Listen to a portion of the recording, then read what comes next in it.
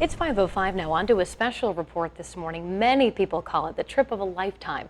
On Tuesday, 90 veterans from eastern Iowa visited Washington, D.C. And it was a day full of emotion. KWWL's Olivia Schmidt was there for it all, and this morning she brings us Brothers in Arms. In the past year, I've covered my fair share of honor flights. I've interviewed veterans before their trip. I've watched them take off. But Tuesday was special.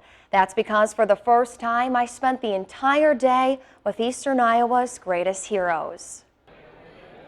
Anticipation and excitement were building in the main concourse of the Eastern Iowa Airport. 90 veterans getting ready to board. Thank you for your service. Some have waited more than 3 years for their turn on an honor flight. After a quick 90 minutes in the air, a warm welcome. Welcome home. A welcome one veteran told me he never saw coming. I mean, you just felt like the most important people in the world all of a sudden. Hundreds filled Reagan National Airport, complete strangers greeting our Iowans, a display of gratitude and patriotic pride. We started our journey in D.C. at the World War II Memorial. For this father and son, this first stop was especially meaningful.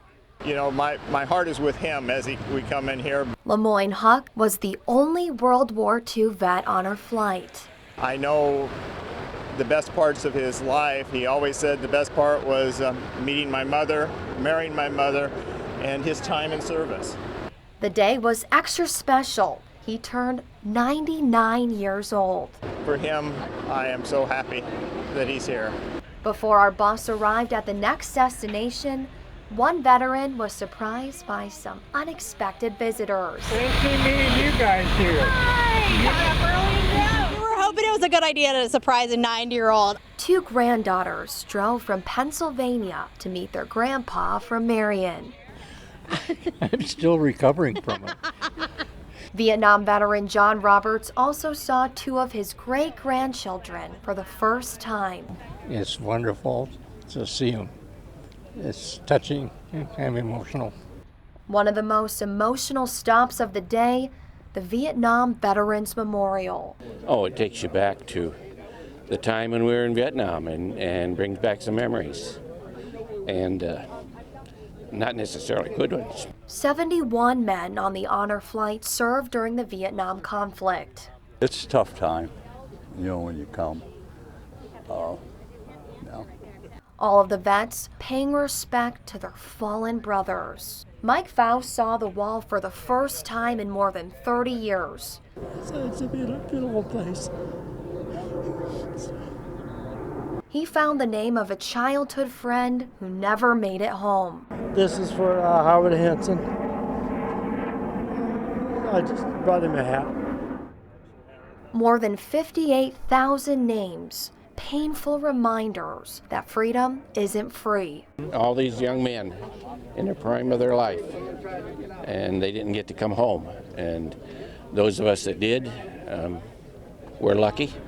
As the long day came to a close, the trip also came full circle in Cedar Rapids.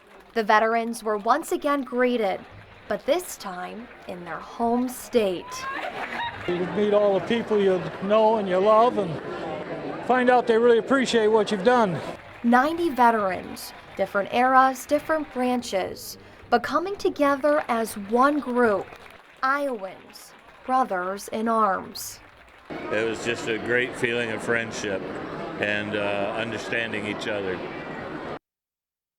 Now, if you're interested in traveling on an honor flight or you know someone who should apply, we have all that information on our website. Olivia Schmidt, News 7, KWWL. And since 2009, Eastern Iowa honor flights have transported more than 3,000 veterans to D.C. And Tuesday marked the final one of this year.